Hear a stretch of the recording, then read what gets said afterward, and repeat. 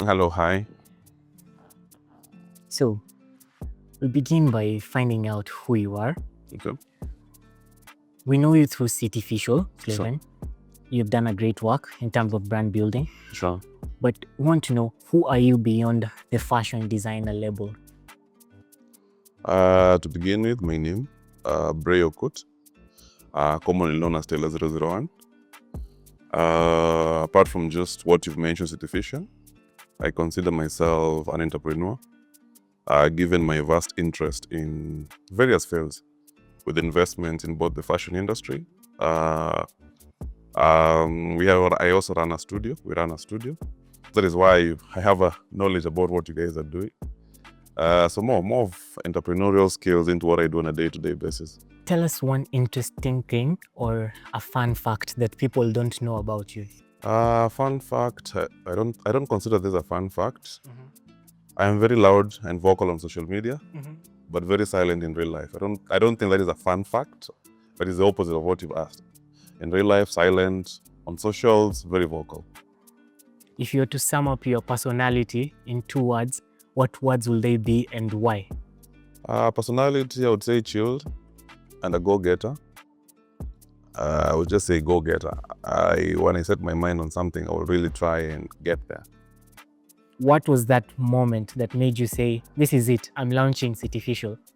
I think the particular moment is just the fact that employment, when I couldn't get into the job market, I realized maybe it was time to just create my own work environment or create my own business. So I think if there was that particular moment that got me into launching Cittificial, was the fact that I got attached.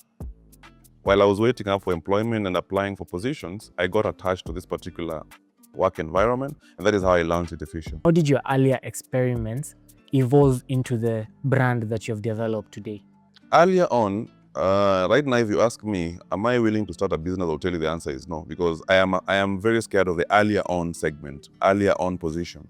Earlier on means you're getting into an environment when you're very inexperienced.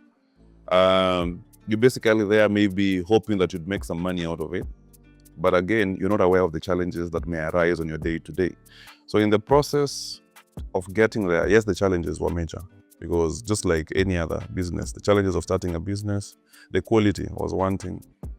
Putting in the right human resource was a problem. Capital was another problem, because I wouldn't say that I just woke up and had all the capital. I have built capital over time. I have built businesses over time. So that is what I would say. Starting from the onset was more complex. How did this upbringing craft and shape you to become this person you are in your career and in your business? I am one person who is self-centered. My background notwithstanding, I think the background aspect of me is the guidance. We all need a mother's guidance. I think I wasn't very fortunate to have that mother's guidance. It's funny to say that my parent, let me say my dad, has gotten to know what I do about what I do for, let me say, the last 2-3 years, because all through he's never understood the kind of person I am or what drives me or what I am passionate about. It was all education, education, education. So coming back to my mom, back in the years, because it's been 25 years since we lost her, she ran a fashion house back then. So as a kid, I didn't understand much about what all that was about, but growing up, I was able to pick the pieces that maybe this was a dream that she had that was cut short by her sudden demise. So I had to pick it up from somewhere. Because if you walk into my office, I have things I consider treasures. I happen to have all her machines that she was using back then. So these are some of the things that inspire me from way back in the childhood days to make sure that I have to magnify, I have to push this to the highest of the level that I can. So at times I feel like I'm doing this for her. I'm in the fashion space just to recreate, to rebuild, to bring back what she had lost back then. Is there a particular pivotal moment or a particular decision that you made that influenced the trajectory of your business? Being an entrepreneur, I think, I wouldn't say there's any specific one, because every single decision that I make is aligned towards growing the business, yeah? There are a couple. I don't think I'm in a position to single out which particular move that I made, that was very significant. But I think all the moves that I have made in between, some have been very beneficial, some have turned against the test of what I was expecting.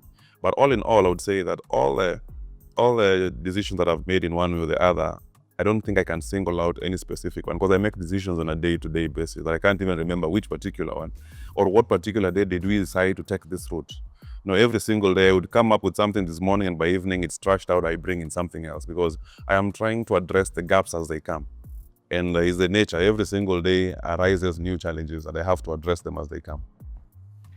In the Kenyan fashion industry, is there a single thing that you can single out that people sort of don't understand about the industry? I think people do not give value to the Kenyan fashion industry. I think the narrative out there that I would say the old school thinking about the tailoring space or the fashion space. A tailor is supposed to be a liar. A tailor is someone who cannot, there are very many misconceptions about the whole fashion space. Tailoring, for instance, let me just bring it from a personal level. The very day my dad had the info that I was into the tailoring space, he would not relate how I would go to college, university, come out of that and become a tailor. For him, it was a job reserved for Toshago or something of the sort. So turning that around, but I think that is one thing that people do not really understand on a personal point, that just like any other job, you can create a space, you can create the tailoring area or space into something profitable, into something respectful, into something you love doing, into something you're passionate about. So what the misconception is, we really have also on the outside now, is people have a lot of misconception about the quality, the abilities of the Kenyan fashion space. There are people doing amazing work. The people having sleepless nights just to put us on the African map or the continental map in one way or the other. So that is the misconception I feel people do not understand about the fashion space. How do you maintain your personal identity while managing public expectations? I would have wished not to put family into the public space, but the reality about today's business space is you'll only make it as far as you personalize your business. People do not just want to wake up to business 24/7. They want to be associated to the person, not the business. For a case, there is Cittificial, but you'll find people know more about me than the brand itself, because they have personalized. They're able to combine the two. Cittificial and me are one thing. You can't separate. So I try to create a balance between family. I will only show what I think is fine to the public. You'll also notice on the social spaces, what we call tea. Family and such kind of scandals is more tea than business. I wish we could do the opposite. I wish business was tea and family was the other alternative. So it is important to have a balance between the two. Keeping one out of the other, I don't think is a more practical approach, because I have experimented this before. There are days I would wake up and say, no more me on the socials, it's more business. It won't work. But the moment you go all out there and mix, and I think I have the mastery of mixing both. I will only show what I want people to see. Don't bring it all out there.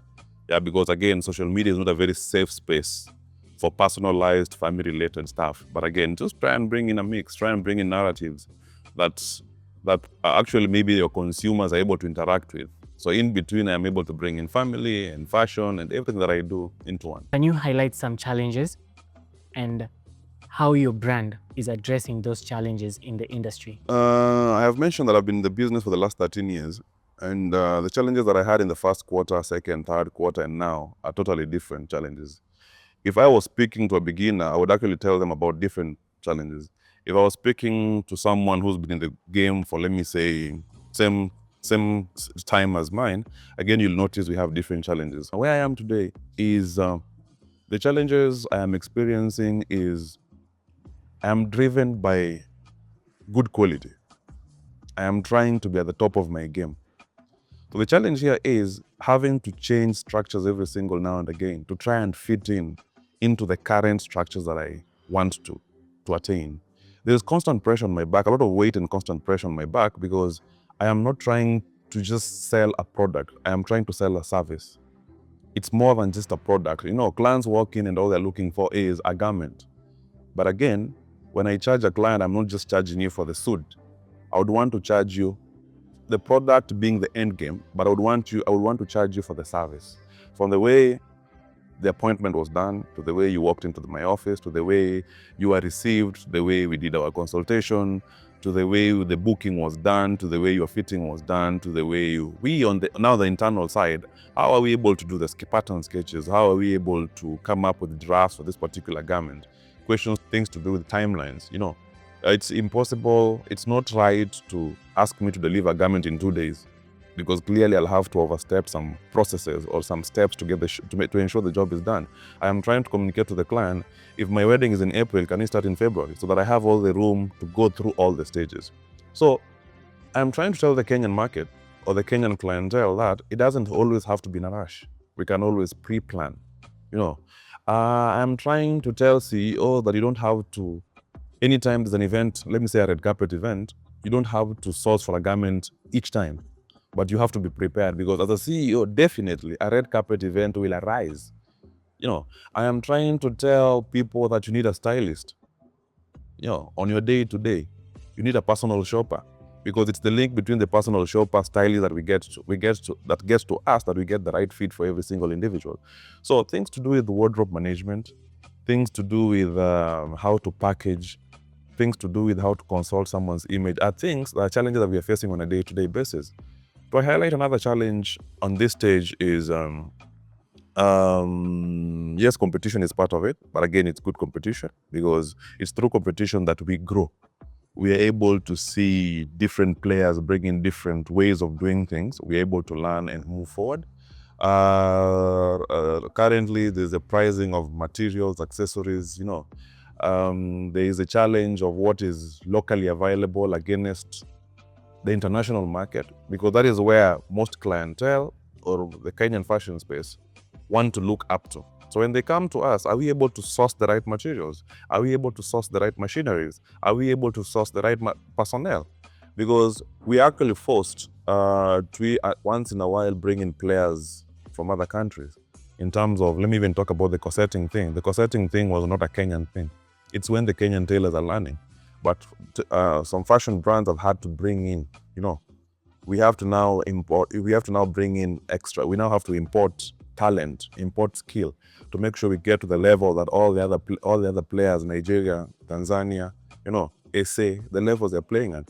So the challenges, there's a wide range of challenges, a very wide range of challenges. I just try to single out what I think is more the taxation, there are a couple of things. Nature of the economy at the moment, is fashion making sense? There are very many things that either apply to every business, then there are those that are singled out specifically to the fashion space. How has being a family man influenced your creative strategies and your business strategies? Being a family man is something that I'm really grateful. I'm really grateful for, no regrets whatsoever, because it gives you a new way of thinking. It gives you a new way of how you carry yourselves out there. It gives you a new way how you want to manage things in one way or the other. So if I'm able to combine that, the family aspect of who I am or what I am able to combine that with my day-to-day running of business. I am trying to portray an image that has a given level of attributes. Some qualities have to be attached to what I do on a day-to-day basis. So I have to be very thoughtful. For instance, being a family man means even in the line of having a disagreement, I really have to make clear choices, because now family is not there with me. But again, one wrong move would implicate everything. I have to make clear choices, the way I treat people around me, the way I treat my employees, the way I treat everything. And it rolls all the way to how I manage my finances, because at the end of the day, family is everything. What's the hardest part about making a celebrity look good? I love to work with stylists. That way, the stylist handles the ego. Then me and the stylist can have a conversation. Me and the wardrobe manager can have a conversation, because it's challenging to convince someone who already fails. I think most times celebrities do not come in as clients. You're supposed to sit, relax, and let someone do all the work for you. So I prefer being the jailer, let the stylist or the wardrobe manager do their job, do their mood boards and everything, pass them on to me. Let me just process. That is when it comes to dealing with celebrities. When it comes to dealing with politicians, I prefer to be on the front line, because at this particular case, it is a case of, one, they may have an understanding of what they want. Things to do with celebrities are more of costumes than just mere garments. Things to do with politicians are more, I'm looking for a suit. My job here is to now offer consultation in terms of stripe check, types of materials, qualities, fit, and all that kind of stuff. But you see, when you're dealing with a celebrity, you are trying to address you're trying to come up with a garment that clearly he may never wear again. It's tailor-made for that particular event, for instance, a performance, for instance, a show. So it's normally important that there's that chain. I do not want to be a stylist.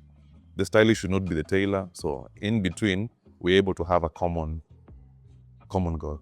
How do you decide which trends to adopt and which trends to put aside? For now, I would say I make the major decisions, because like I said, I feel I am the brainchild. I am the blueprint that runs Cittificial. So in most cases, I will be able, depending also on the demand, because again, at the end of the day, I said you have to commercialize the whole idea. You have to make it approachable. You have to make it sellable at the end of the day. So I look at what is trending at the moment. You see, at times we're dictated by what the clients are asking for. Unlike, unfortunately, the Kenyan space, you're not given room to come up with your own creations, unfortunately. Because clients come with this mentality that we are here to copy-paste. You're only allowed to make a few changes, bring in the structural changes, bring in different fabrics, bring in different accessories to it, the add-ons. But again, we're trying to push the clients from a case of, are you able to walk into the office and I'm able to look at you, come up with something from scratch? You give them sketches and they're like, I'm not sure what this is going to look like. But again, when they see a Beyonce photo, at your Savage photo, they're like, something like this would work on me. So I am able to monitor, I'm able to control what we deliver, what is trending at the moment, what we need to flash out of our systems. For instance, over the years, there was a time when anything peplum was trendy, And I'm also trying to be at the same par with the other players in the African continent or the world continent. I am able to push out what I feel doesn't. What's the process of developing a new collection from inception, conceptualization, to finally launching it and completion? Somehow I am directed, or I get my inspirations from something I call the fashion calendar. The fashion calendar is a program of the fashion's demand, or the fashion space's demand. For instance, the fashion calendar stays at January, February, March. We are doing more of official wear, because people are just getting from Christmas, people are getting new job opportunities, people are getting back to work. It's like the calendar works more like parents buy school uniforms in January. So again, the corporate world works in a way that January, February, and March, it's more of official wear. No one is wedding in Jan, Feb, March. No one is having dinner parties in Jan, Feb, unless Valentine. April, May, August, December. Again, the fashion calendar highlights wedding, traditional wedding, end year parties. So again, I have just touched on, from the fashion calendar, I have just touched on corporate wear, and I've also picked weddings, end of year parties. So when I'm working on my collection, let me say, for instance, December. From the fashion calendar, we highlight weddings, end year parties. So when you talk about end year parties, we're doing gowns, we are doing red carpet garments, we are doing black tie events. So if I'm coming up with a collection, the fashion calendar already is directing me towards end year parties, traditional weddings, and weddings. So it means the collection that I'm going to work on that particular period has to address the fashion calendar. If it's in January, for instance, we've released a couple of collections in the past months, between January, Feb, and March. If you go to our socials, we'll notice we were more into official wear, because the collection is supposed to target the current period in the fashion calendar.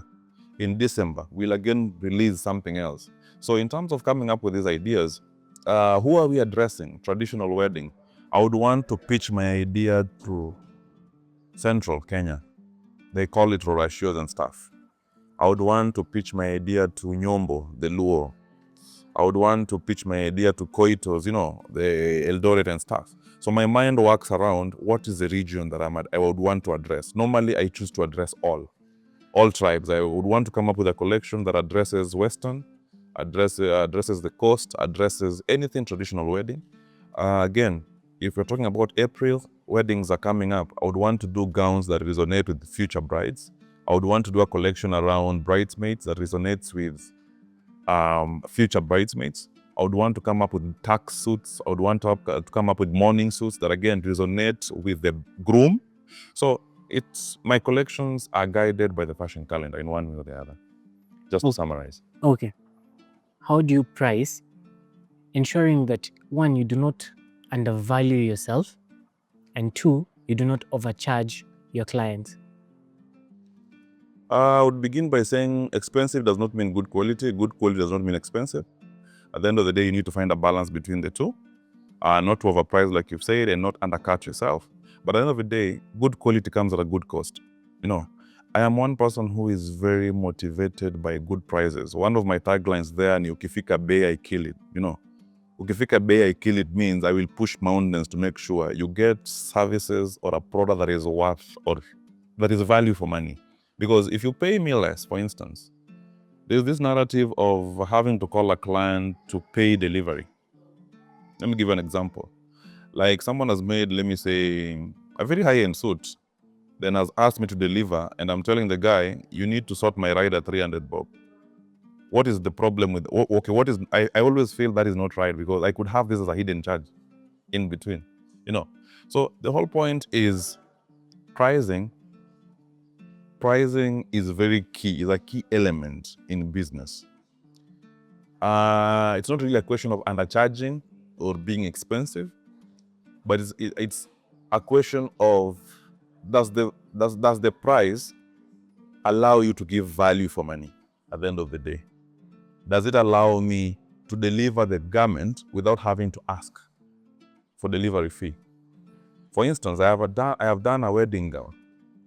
Does the price allow me to take this gown for laundry, or does the price tell me that I'm supposed to wait for the client? Then we start negotiations on you're supposed to give me an extra amount separate from what you've paid for the gown, So the right price will allow you to give value for money at the end of the day. What's the biggest lesson that the industry has taught you so far? The biggest lesson that the industry, in terms of entrepreneurship, start small, start now, start anyhow, start from somewhere, pick it from anywhere. I see people have very big dreams that I'm looking for a very big space. I've seen big spaces sink. I've seen very neat, well-done spaces sink because businesses are driven by clientele. You do not just wake up one day and post a photo on social media and think your business is working. It takes time to build this clientele. It's a story of gaining 2, losing 1, gaining 3, losing 1. Business has taught me you cannot satisfy everyone. There are days I would really want to hit it at 100. But again, the reality, if you're hitting it at 95, you're good to go. If you're hitting it at 50, you have a lot of work to do. You have a lot of work to do. But I try to maintain at 90s and above in terms of service delivery, in terms of my client uptake, in terms of my sales uptake. You're trying to just make sure there's a balance. Because there are days I would lose sleep over, why is that client not really satisfied? But again, today I take joy in the fact that out of 10, 9 are satisfied. So 1 is a lesson. 1 becomes a lesson or a lesson into the future, that how we didn't get it right. What are we supposed to do moving forward? The lessons I've taken again is the personality. There are businesses, I've been in the business where you say, okay, let me get a manager, I normally give this analogy of, let me say a gynecologist. I may be the gyna who fails. After 10 years, I need to set up branches and hire other gynas. The problem with that is the gyna is a personalized kind of field. The client will walk in, the moment you mention that the gyna is not in or so-and-so can attend to you, they will walk out. And the same applies for fashion. That when you come to see me, I have tried that over and over. When you come to see me or come to see one of my sales agents, for instance, one of my staff at the office, the relationship they form with the client on the first instance stands, not regarding who I am. in that fashion space. Clients will walk in and they say, I'm here to see and so and so. And at times I'm aware, I'm like, Sinan, you can see them. The client will insist, when do I come back? Because they have that level of, they've bestowed some level of trust, not in the name, the brand, in you. And that is one of the biggest challenges I am facing right now, because there's, as much as I say I want to disassociate, I keep finding myself back in. And the reality is, they say the success of a business is measured by ability to delegate. I don't know how they do it. Maybe with goods it's possible, but with a service, the client wants to speak to the master child, like the master brain. Like they feel, it's only you who understand what I'm looking for. You'll notice one of my agents will advise a client, they'll be like, even a garment will be done, well done, then the client will say they're not satisfied. But the moment I walk in and I am able to break it down, the client will actually just carry the garment. If you say it's fine, it's fine. That is years of experience. That is trust built over time. That is trust bestowed on me. So those are some of the things I've learned, that you cannot just detach and say, let employees run your business. It's maybe for the fashion space. I am too grown to be handling X, Y, Z. I can send someone to just go and take care of it. At times I go, my out of office, I prefer to be there in person. What advice would you give someone trying to build an authentic network of customers within the industry? Honesty. I got into the fashion space because one of the things that put me off each time I was dealing with a tailor was honesty. Honesty in the price, honesty in the quality, honesty in the delivery timelines. I have no problem waiting for 1 year. Just be honest about it. Right now, I am overwhelmed. Give me 3 months. Right now, do not have anything to do. It will take me a week. I am the kind of person, I choose to speak or commit on something that I am sure I am able to. It's one thing that I made a post the other day about my personal service delivery, and I was saying, for once, I just zoned down and I was like, in the past 5 to 7 years, I think I have failed to deliver once or twice on a personal scale. That failed in the sense that the client, the function is tomorrow and you have nothing to wear. Yet it's a norm. This is a very norm in the fashion space. It's a norm. Cases of what I ordered was what I got. Cases of there was no garment. Cases of I was robbed. Cases of fundi amezima. I will have my phone open to the last minute. There are days you will be late to deliver, but again, was that communication made? Because I tell even my staff, clients are humans. We're also humans. Things happen. Power, sickness, anything. But again, is the client managed in the same space that you understand? I know your wedding is coming up on Friday. We had agreed to fit on Tuesday. We are pushing it to Wednesday. And I will give very valid reasons why we are pushing it. We are overwhelmed. We undercalculated our delivery timelines. But at the end of the day, come Friday, did you get your garment? We may have a few problems with maybe delivering. Another case, what I ordered was what I got. When you come for I insist on having at least 2 or 3 fittings, because I am trying to evaluate this garment. What I sketched, what our mood board stated, what you selected, what you picked, what has been stitched eventually. Are we able to get it right? If we didn't get it right, do we have room to make those adjustments and corrections? Or it's a case of, even to equal, you have to carry it the way you have to pick it the way it is. So honesty. I think the biggest value that I would advise any entrepreneur, fashion designer, any newbie, is be honest. Honest to yourself, honest to the client, and trust in between. I would also talk about a reputation. A reputation is your currency. If your reputation is all about always fail to deliver, that is the currency you earn. If your reputation is always delivers but, that is the currency you earn. And he doesn't deliver at 100, but at 98. People are looking for 98. No one is looking for 20. No one is looking for, at least people I think measure. I also want to, once in a while I tell the clients, window shop. There's a wide range of designers in the fashion space. Don't just come to me directly. Just try and window shop, look at the, evaluate, put us on a scale. How was I treated? How was the service? And I'm speaking on things that I choose to do myself. Before I make a purchase, I would really want to know the kind of business. I was referred by a friend. How was the experience? Did they just deliver? There are even cases I will advise someone. He's very good at what he does, but expect some delays. So you go there prepared. Yeah, the furniture guy is very good, but expect ka uongo kidogo, but he will deliver. So give him an allowance. I see some clients come and lie about their wedding days. Mtu akona wedding August. Anakwambia by June. My wedding is in June. So I work with the mindset that this function is supposed to be in June. But the client comes to the mentality of fundi ni waongo, so they would rather push their dates. But again, I find it like it's a positive tactic. If you feel that you want to have that peace of mind towards your wedding, you'd rather lie. As much as, because again, you're dealing with a new individual, you're not sure whether they'll deliver or not, you're not sure of their processes, you're not sure of their abilities. So it will just make sense so honesty, build your reputation, and stand on business. What's the one source of inspiration that you tap into every day?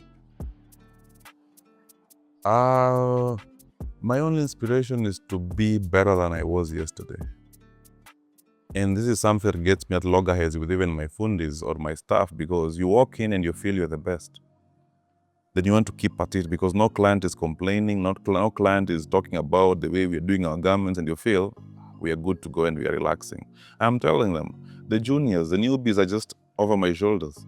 They're actually making good progress. They're looking at us and making progress. For you, your vision is enclosed on a garment, on a day-to-day machine, rolling of your machine. But my vision walks past. My vision walks past the day-to-day garment. I will deliver a very good garment. The client is 100% satisfied. But the moment the client walks in, that is the end of my excitement. I am concerned about the next. This new client just walked in. They've been able to pay the price that we've charged. We've taken them through the processes and procedures. They're hoping that we're going to kill this garment. So that is another challenge ahead. We need to make a first impression on another client. So I keep telling them, yeah, you're very excited, you're very all over the place trying to do a very good job. The moment that garment leaves, that is the end of excitement. We move to the next one. Again, the next one, you start from scratch, trying to manage the expectations, having the communication in order, customer service in order, everything in order, until again, this client leaves. So where I pick my inspiration from the fact that I am not where I was yesterday. I've talked about challenges. You've noticed I've broken down my challenges because there are challenges I had when I was beginning. Second quarter, third quarter, and where I am today, a decade after. I'm also experiencing different challenges, challenges that are different to what I had back then. Is capital one of them? No. You may have all the money in the world right now, but again, does it mean you wake up every single day and set up a new branch, Kisumu, Mombasa, wapi? I have a branch in Kisumu. And when I sit down at times, I'm like, it's not as rosy as I thought. Because this service is personalized. Kisumu clients want me in person. I'm only one person. I'm not able to be in Kisumu, be in Nairobi, be everywhere at the same time. Clients, the kind of clients that I serve now want me to go to their offices or go to their comfort zones. Comfort zone means I may attend to one person in a day. I'm definitely not going to charge the same way I would charge 5 clients walking into my office. Those are 2 different stories. So going to meet one, I may check traffic, kila kitu, preparations, everything, a whole day, attend to one. From the comfort of my office, you'll find I've attended to 3, 4, 5. So, being different, being better than I was yesterday is part of what pushes me. What sort of legacy or impact would you like to leave behind in the fashion industry and in the creative space? You talk of leave behind, and it's a common joke that I keep making. Like, okay, so one day we're supposed to exit. Okay, one day we're supposed to say, okay, passion, I'll have to take a leave. At times you feel like, okay, 13 years means I'm getting drained, means I'm not as skillful, I'm not as swift as I was. But the legacy that I would want to leave behind is we stood on business, we stood on honesty, we stood on integrity. We were responsible for every single action that happened in one way or the other. That is now from a business point. Basically, we gave an experience. Are you able to say, because I tell people, I also tell my staff that, for instance, look at a wedding, for instance. While you treat this as a mere occasion, have the bigger picture that after the production of the photos, there's a chance they'll be mounted. They'll be framed in someone's main living room. So for the rest of your life, a Cittificial is not on the wall, but we are on the wall, someone's wall. So every single time, it's like a monument. My wedding, okay, it skips your mind, but at least this client knows these garments were done by 4 years. These garments, that is what I want people to remember, that this coat doesn't fit me anymore, but they did it justice. I am giving you this coat. You see how guys value, let me say, if you've never been to KFC or never been to Java, the very first time back in college, you just envision Java. The day I set foot at Java, you thought there was something very unique about Java. Your chai tu kutoka jina mahali, tea for 300 bob. Your time you're doing your 20s and 30 bob. So the moment you set foot in Java, that day you'd make sure your camera has very good space. You want everyone to know. Shoot every angle of that cap, logo, kila kitu. So that is what I keep telling people. Away from when we are gone, I want the experience today to be that when a client sees our garment or is in our garment, are you able to cause havoc? Piga mpaka na chini na ndani. I mean, you want everyone to know you're in Cittificial. Which song, book, TV show, movie or podcast are you binging on? Are you watching back to back? And how does it fuel your creativity? One thing about me, I would play a movie. By the end, I do not recall the name. I don't know whether that is a weakness or a strength. But I am not into movies, but I've watched Suits from start to finish. I think you all know why I've watched Suits. I have watched Young African something, all episodes. The Devil Wears something's, I have watched that from start to finish. I am more in, my memory is more around when I'm watching this particular garment, am I inspired? I have watched Dubai Bling or something. Again, you already know where my mind is heading to.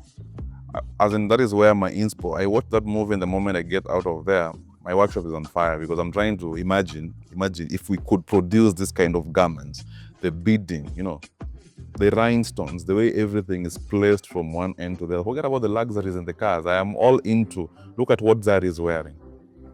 I wish I could just mount a screen somewhere in the workshop and tell the funders, guys, let's watch Young and Famous, African and something. Let's just focus on the garments. It's possible. Look at how neat they are. As much as it's behind the camera and everything, there's a fundi that actually sits down on a machine and kills these garments to this level. Look at Diamond Suit, look at Nani, all those kind of arrangements. So I am more inspired by such kind of stuff. If you could collaborate with any individual or brand, who will it be and why? I am more of Buy Kenya, Build Kenya, or Build Kenya, Buy Kenya. There are a couple of fashion designers doing a good job. In terms of collaborations, it's something that I've seen musicians do collabos, and in my bathroom imaginations, you're like, what if fashion designer X was able to partner with fashion designer Y? We come up with a project for the same and see how that goes. Just like in music, I think as much as all these musicians have their own personalities, reach, you're just trying to work together and build a bigger reach, open up the spaces. African Fabric is doing a good job. Yvonne is doing a good job. Joan is doing a good job. Bolo is doing a good job. Just to mention the pioneers, people think that we're within the same years of business. So those are people I can work with anytime. And we've already worked together, not on a personal level, but you get into a meeting, into a wedding, and I'm nakutana, like, I have dressed the grooms, he's dressed the maids. You've dressed the maids, I'm the groom. So lately I've noticed there's a lot of fashion collabos through the clients. The clients believe this brand can do a better gown, but this brand can do a better gents garment, or vice versa. Or someone just chooses to split in the name of loyalty.